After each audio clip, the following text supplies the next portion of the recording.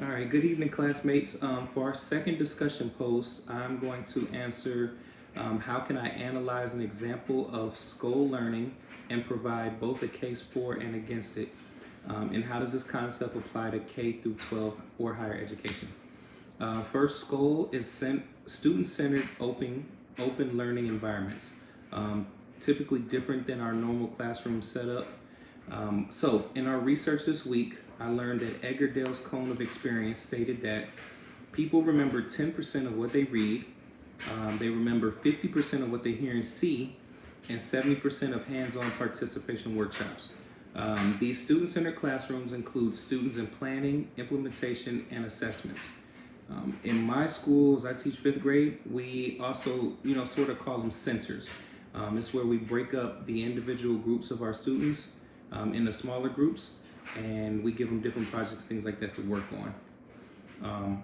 The students work in groups completing different assignments or projects that are self-led.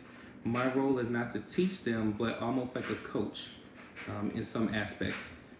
Teachers must become comfortable with changing their leadership style to be more consultative. Instead of saying, do what I say, you need to be more finding ways that you can help the students more and offer like a lending hand.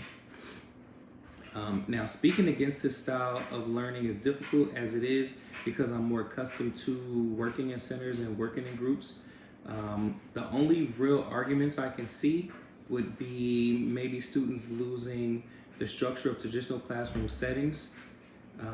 This kind of structure, well, in college it's starting to change a little bit to more online and the same kind of student-centered classrooms, but you still, come in contact with those things in work and in college and further on. So if students aren't used to that style of learning, it may be challenging for them as they move into their adult life.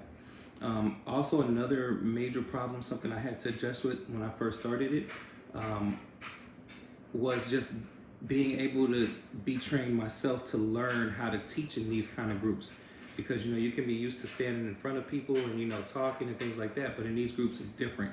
The kids are more put in leadership roles, so you have to kind of look at different personalities, different learning skills. You got to know how to separate the groups so that the groups can be proactive and they don't hurt certain kids. So definitely something that I think we should all be sort of looking forward to in the student-centered open learning environments. I mean, with the technology that we're using today, the distance learning, these things are coming into play. So I'm definitely for it, but there are a couple things against it.